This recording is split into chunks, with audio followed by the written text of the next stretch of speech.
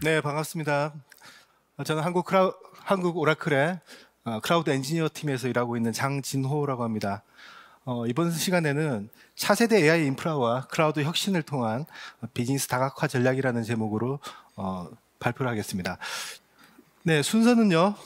오라클과 엔비디아의 파트너십을 먼저 말씀드리고 싶습니다. 그리고 오라클이 지금까지 이 고성능 컴퓨팅을 위해서 해왔던 여정들, 그리고 이 AI 인프라의 가장 핵심이 되는 OCI 슈퍼클러스터가 어떤 것인지를 좀 깊이 살펴보고요. 그 다음으로 이 다양한 분산 클라우드를 어떻게 비즈니스에 활용하는지 이런 부분들, 그리고 마지막으로 현재 OCI에 있는 위치가 어떻게 평가되고 있는지 이런 부분들을 확인하고 마무리하도록 하겠습니다. 예, 먼저 이 파트너십, 엔비디아와 파트너십인데요. 이 사진은 지금 2022년도, 그러니까 클라우드 월드에서 있었던 행사입니다. 여기서 역시 오라클과 엔비디아는 굉장히 오랫동안 이 공급에 대한 파트너십을 긴밀하게 가져가고 있는데요.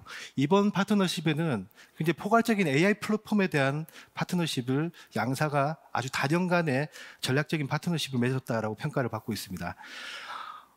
가장 이게 두드러지는 특징은 엔비디아의 DGX 클라우드를 첫 번째로 OCI에 바로 실행을 했다는 겁니다. DGX 클라우드 우리가 흔히 아는 신조 용어죠. AI 트레이닝 애저 서비스라는 새로운 서비스 이름으로 표시가 되는데요. 여기에는 OCI 슈퍼 클러스터라고 하는 고성능의 네트워크 인프라 환경과 그리고 여러 가지 엔비디아의 AI 플랫폼 서비스들이 포괄적으로 포함이 됩니다. 엔비디아의 경우에는 오라클이 가지고 있는 데이터 중심의 이런 전문성과 고객들, 다양한 인더스트리에 있는 고객들이 앞으로 엔비디아가 나가는 방향에 상당히 도움이 될 거라 생각했고요. 오라클도 마찬가지로 엔비디아의 이런 혁신적인 AI 기술들이 같이 서로 시너지가 있을 때 상당한 효과가 있을 거라고 보고 있습니다. 그리고 이 슈퍼 클러스터라는 건 자세히 설명을 드리겠지만 이때 당시에 설명할 때 지구상에서 가장 큰 슈퍼컴퓨터라고 설명을 했습니다. 이어서 어떤 서비스가 탑재되는가, DGX 클라우드 외에도 엔비디아의 엔터프라이즈라든지 엔비디아의 클라라, 요즘 워낙 또 유전체 분석이라든지 신약 개발이라든지 이런 부분에 엔비디아가 포커스를 하고 있죠. 그리고 오라클의 데이터 플로우라는 서비스, 데이터 사이언스의 파이프라인을 형성해서 데이터를 빠르게 분석하고 빠르게 시각화할 수 있는 그런 서비스가 OCI에서 지금 실행되고 있습니다. 오라클의 고성능 컴퓨팅에 대한 이런 여정들은 사실 어제 오늘의 일이 아니죠. 벌써 30년 전부터 거슬러 올라가는데요. 디지털 이퀴프먼트라고 하는 이 고성능 컴퓨터를 제공하는 업체를 오라클이 일부 고성능 컴퓨팅 사업으로 인수를 합니다. 그리고 계속해서 오라클 데이터베이스를 어떻게 여기에 탑재할 것인가를 개발을 해왔고요. 드디어 2010년도는 선 마이크로 시스템즈를 인수를 하죠. 이 선 마이크로 시스템즈하고 멜라녹스의 관계는 굉장히 긴밀합니다. 왜냐하면 선에서 슈퍼 컴퓨팅을 하던 프로젝트를 상당히 긴밀하게 작업을 해왔거든요. 그 다음에 이듬해 바로 오라클의 엑사데이터가 발표가 됩니다. 그리고 2016년도에 베어메탈 클라우드라는 별칭으로 OCI가 이제 나오게 되죠.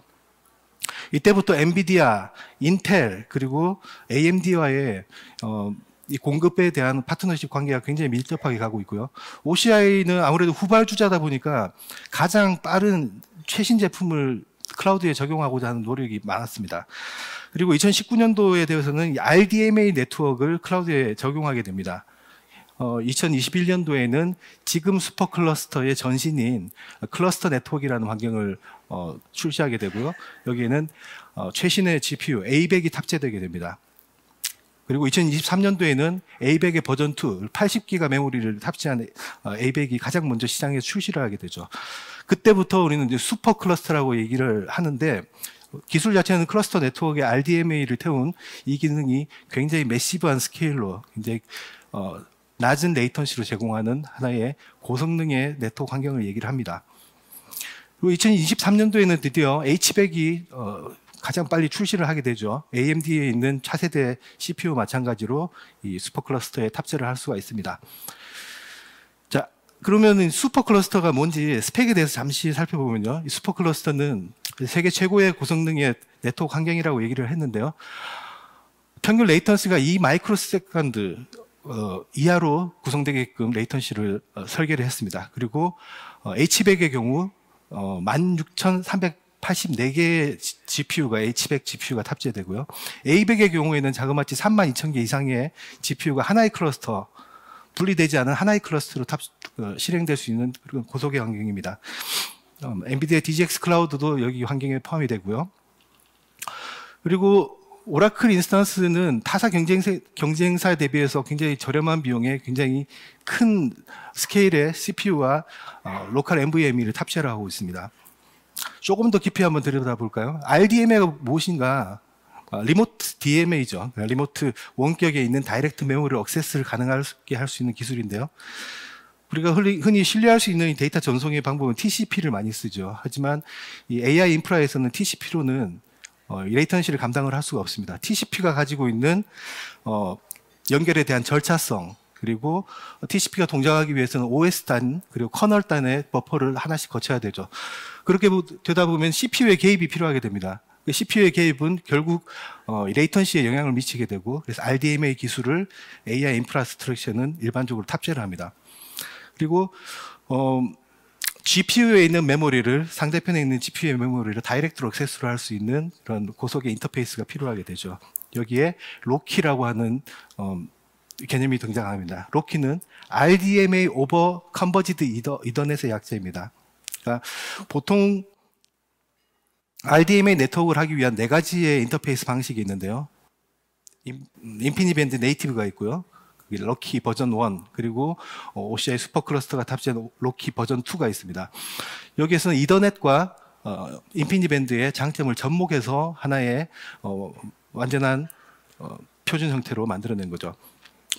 다르게 얘기하면 인피니밴드의 프로토콜을 IP와 UDP의 전송 계층에 태워서 전송을 하는 방식입니다. 뒤에서 좀 더 자세히 설명을 드릴 텐데요. 레이턴시까지는 극복을 했다 치지만 그 다음에 이 패킷 소실에 대한 부분은 어떻게 할 것인가, TCP가 가지고 있는 그만큼 신뢰성 있는 패킷 소실을 감당할 수 있을 것인가. OCI에서 사용되는 이 슈퍼클러스터에는 몇 가지의 다중 혼잡 제어를 사용합니다. 슈퍼클러스터만큼 사이즈가 크지 않은 일반적인 사이즈에서는 보통 PFC라고 하는 우선순위의 흐름 제어를 쓰게 됩니다.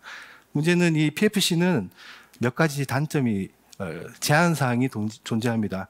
호스트와 바로 상단에 있는 스위치와 직접 통신을 하기 때문에 L2 레벨에서 동작을 하게 되고 다른 서브넷과 통신을 하기 힘든 부분, 그리고 IP가 254개로 제한된다는 이런 점 때문에 슈퍼클러스터를 운영하기는 상당히 어려운 부분이 있죠.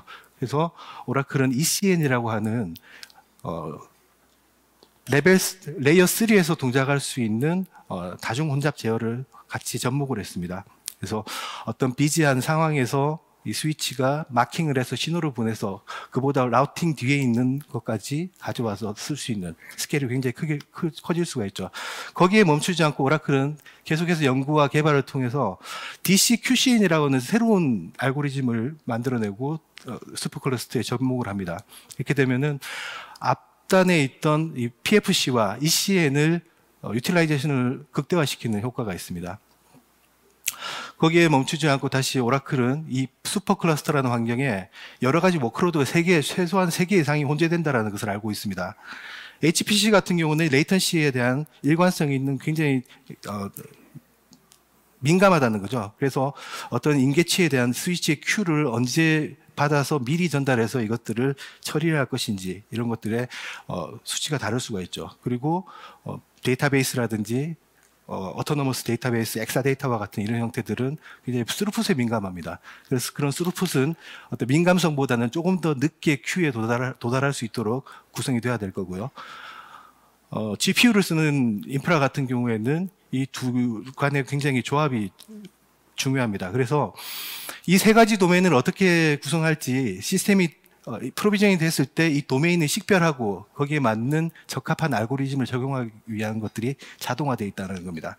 그리고 또 한 가지 마지막으로는 고객이 어떤 멀티 노드를 프로비저닝 했을 때 어떤 노드에서 가장 최상의 네트워크 성능을 낼 것인가를 미리 계산해서 가장 인접한, 가장 성능이 잘 나올 수 있는 곳에 배치한다는 겁니다. 이런 것들이 OCI 슈퍼클러스터 위에서 동작을 하게 되고 엔비디아가 DGX 클라우드를 위해서 OCI를 첫 번째로 선택한 이유이기도 합니다.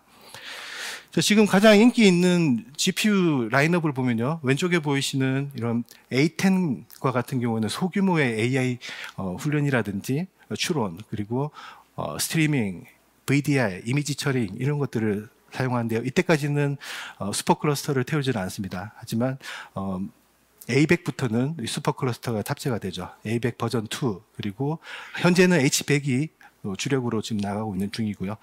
L40S라고 하는 이 약간 H100보다는 조금 저사양의 GPU는 지금 얼리 억세스로 지금 신청을 받고 있습니다.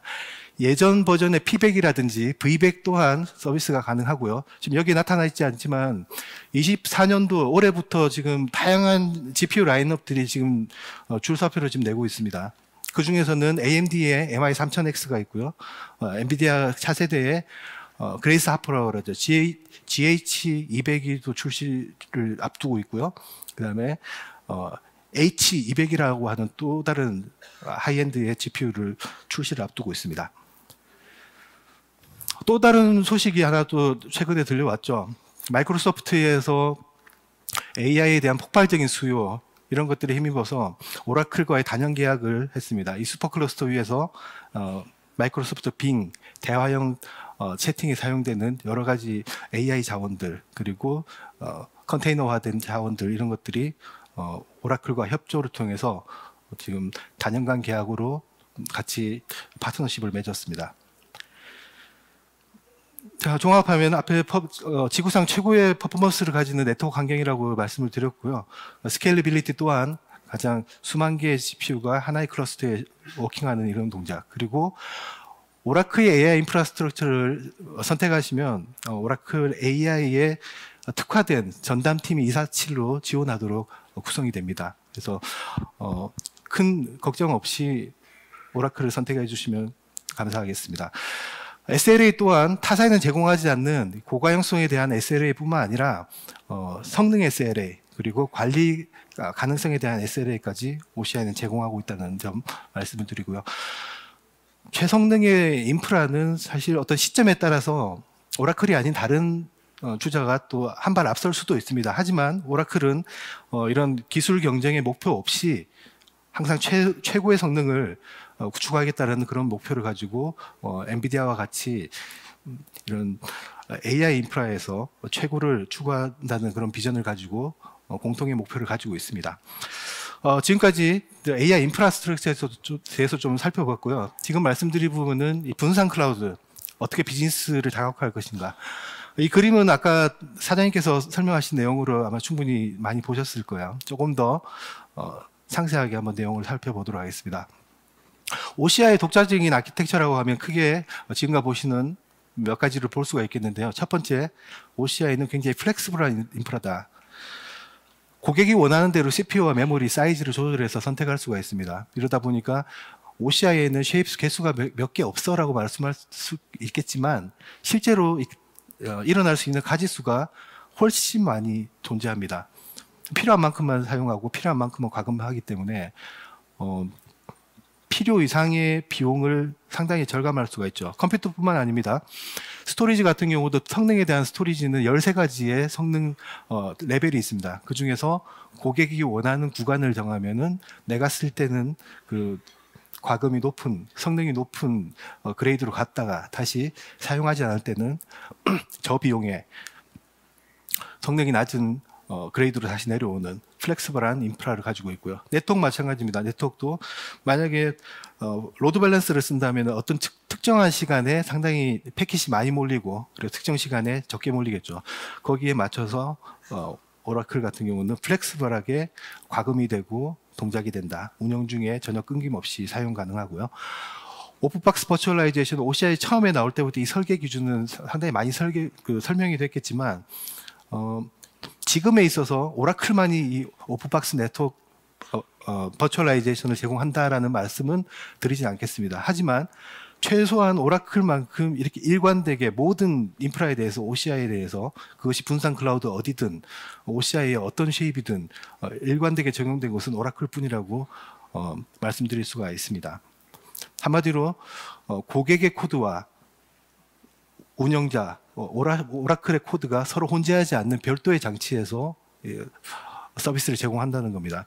그러다 보니까 하이퍼바이저 본연의 파워를 그대로 더 고객은 누려가실 수가 있고요. 보안적으로도 상당히 안정한 시큐리티 퍼스트 디자인이라는 거죠. non-blocking이라는 것은 아까 RDMA 네트워크에서도 잠깐 설명을 드렸는데요. 이 오버레이 네트워크도 마찬가지입니다. non-blocking 네트워크 아키텍처로 설계가 되어 있고 이런 것들은 오라클만이 제공할 수 있는 네트워크 SLA가 존재하기 때문에 이런 구조를 입증할 수 있다고 봅니다. 클라우드에서는 네트워크 방식이 L3를 사용하죠. IP 통신을 하기 때문에 전통적인 고객은 오라클한테도 굉장히 중요합니다. 그래서 전통적인 데이터 센터에서는 L2 레벨의 어플리케이션이 상당히 많습니다. 한마디로 브로드캐스트 도메인 안에서 ARP와 MAC 주소를 참조하는 그런 어플리케이션을 말하는 거죠. 사실상 그런 것들이 클라우드로 전환되기 위해서는 어떤 현대화된 클라우드 형태로 바꾸십시오라는 얘기를 할 수 있지만 오라클 같은 경우는 그러한 L2 네트워크도 오라클의 VMware 인프라 위에서 실행될 수 있도록 다 준비가 되어 있습니다. RDMA 네트워크는 마찬가지로 앞서 설명을 드렸고요. 이렇게 기존 워크로드와 신규 워크로드와 동시에 그것이 어떤 업무가 됐던 오라클에서 하나의 플랫폼에서 실행할 수 있다라는 설명을 드리고요. 자, 분산 클라우드의 가지수에 대해서 크게 4가지로 저희가 구분을 하고 있는데요. 오라클의 전략은 이렇습니다. 고객이 필요한 비즈니스 요구가 있는 어느 곳이든 동일한 OCI 클라우드를 제공하겠다라는 목표입니다. 사실 분산 클라우드라는 이 정의 자체가 사실 퍼블릭 클라우드를 기준으로 하고 있거든요. 퍼블릭 클라우드를 물리적으로 다른 로케이션에 동일하게 배포하겠다는 게 사실 분산 클라우드의 정확한 정의입니다. 하지만 이것들이 어떤 다른 형태로 고객사의 사이트에 간다든지 이것들이 변형된 형태로 제공된다는 것은 진정한 분산 클라우드라고 말씀드리기 어렵겠죠. 첫 번째 멀티 클라우드입니다. 멀티 클라우드는 아까 소개 동영상에서도 나왔었고 아까 키노트에서도 나왔었는데 마이크로소프트 애저와의 굉장히 긴밀한 파트너십이 있습니다. 거기서 나온 서비스가 여러 갈래로 나오는데요.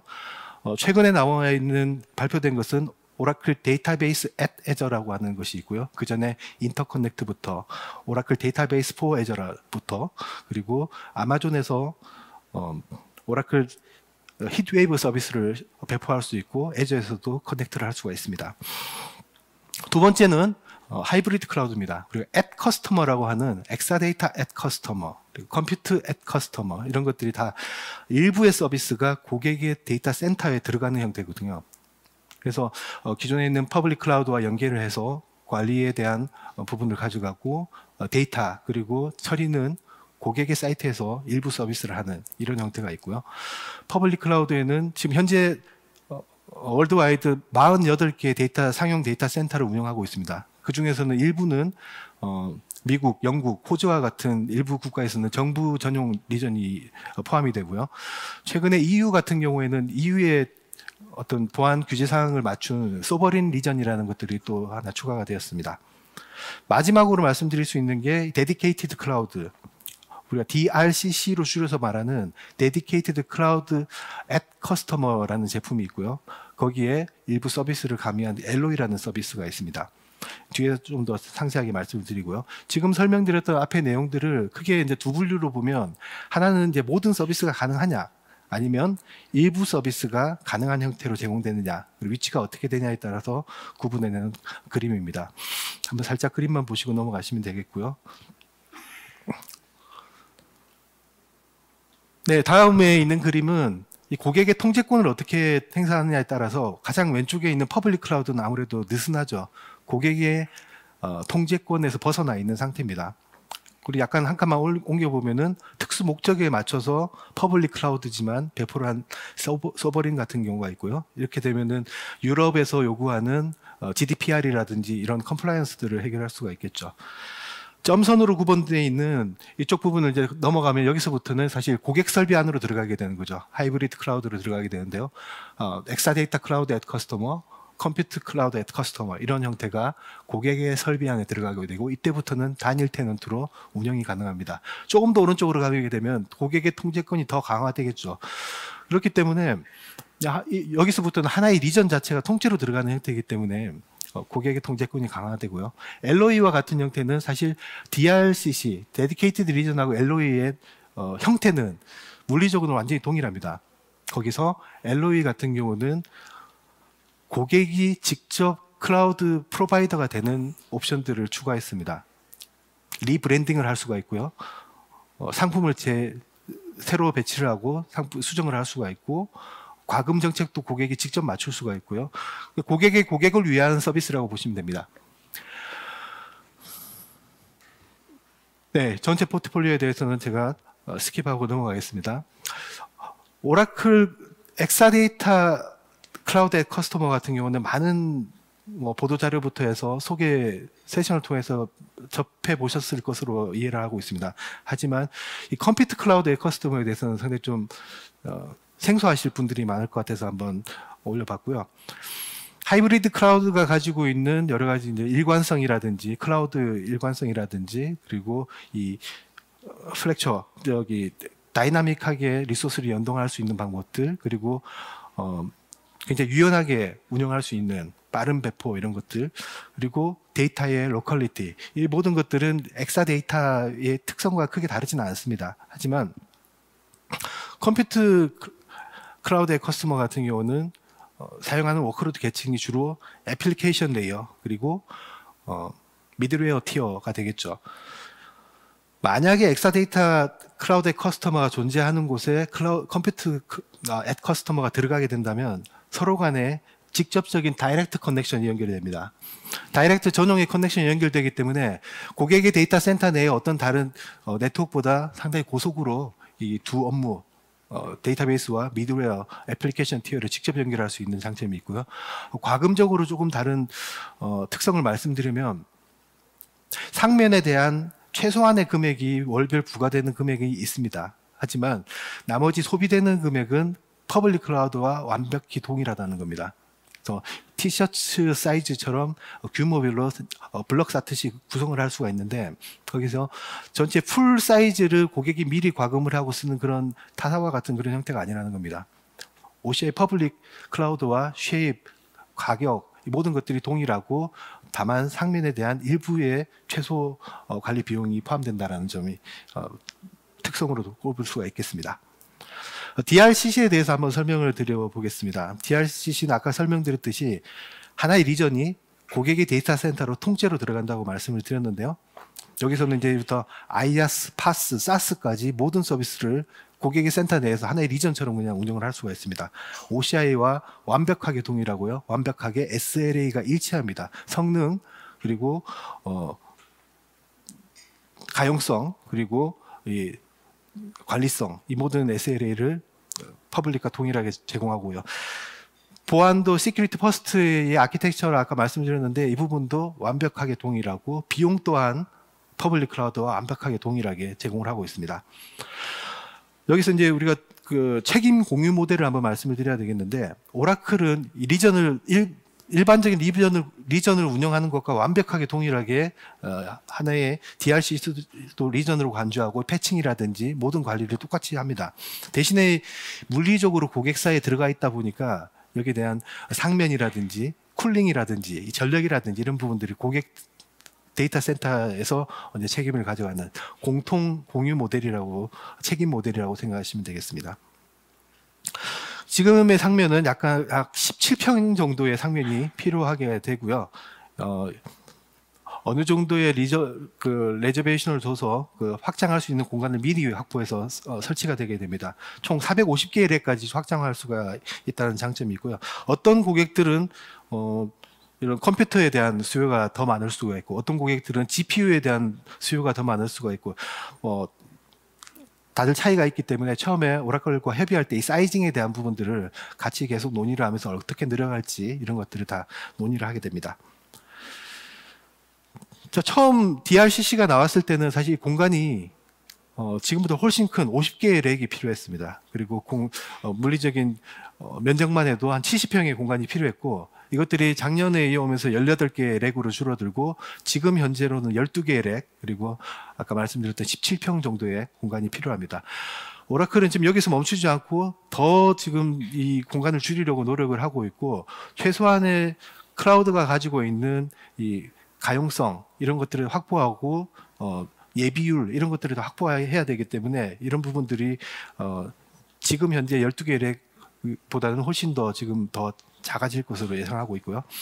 NRI에 대해서 아까 LOA에 대해서 말씀드렸습니다. DRCC를 처음에 운영을 하다가 LOA로 넘어가는 대표적인 사례고요. 현재 지금 월드와이드하게 10개의 업체가 이 DRCC를 사용하고 있다고 합니다. 그리고 설치와 계약이 다 완료돼서 준비 중인 업체만 해도 한 13개 정도가 있다고 합니다. 멀티클라우드에서 애저와의 그 파트너십을 좀 설명을 드리겠습니다. 2019년도부터 인터커넥트가 시작이 되었죠. 그리고 2019년도를 이어오면서 여러 가지 여러 군데의 그 센터들이 계속 추가가 되었죠. 그리고 서울도 지금 인터커넥트가 연결되어 있고요.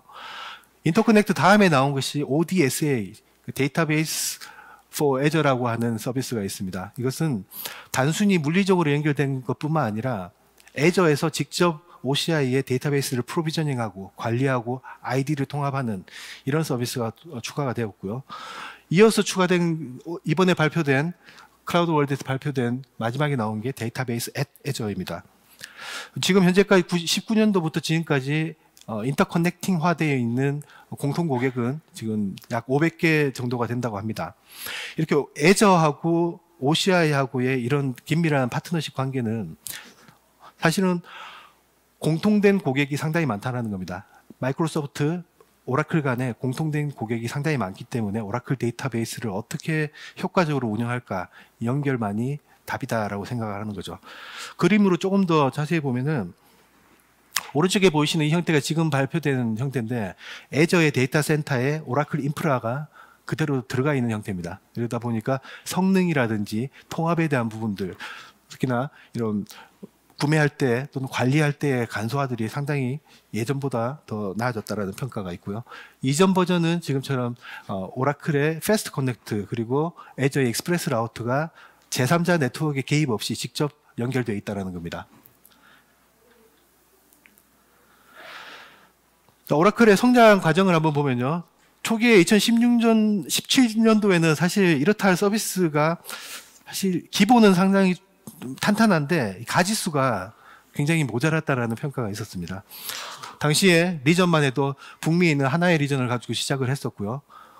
그리고 이어서 이듬해에 4개로 늘어나고 클라우드 네이티브한 업무들이 늘어나게 되고요. 이어서 19년도에 드디어 20개, 그리고 20년도에 20개 이상의 센터가 생깁니다. 이때 발표하기에 22년도까지 40개 이상의 데이터 센터를 건립하고 서비스를 100개 이상 만들겠다라고 공언을 했는데 시장에서의 어떤 평가는 좀 회의적이었습니다. 이때 22년 해봐야 고작 클라우드 월드 행사를 하고 나서 1년하고 2개월 정도밖에 안 되는데 어떻게 이걸 다 하겠느냐. 22년도에 오라클은 결국 100개 이상의 서비스를 만들어냈고 40개 이상의 데이터 센터 리전을 만들었습니다.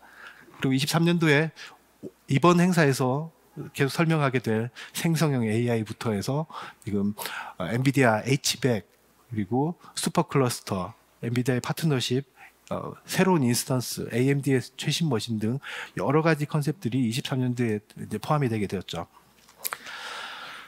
그래서 이제는 해볼 만하다라고 하는 생각들이 오라클 내부에서는 있고 시장에서도 이제는 쓸만하다라는 얘기들이 들려오고 있습니다. 23년도에 매직 쿼드런트를 보면은 하이브리드 분산 클라우드에서 리더에 올라왔고요. 그다음에 전략적 클라우드 플랫폼 영역에서도 리더에 올랐습니다. 이게 어느 정도 힘이 축적되다 보니까 단순히 재작년에 여기 있었고요.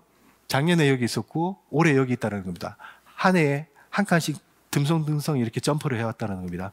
그래서 여러분들도 이제 OCI 하면은 이제 쓸 수 있겠구나, 고려를 해봐야 되겠다라는 생각들을 해주시면 되겠습니다.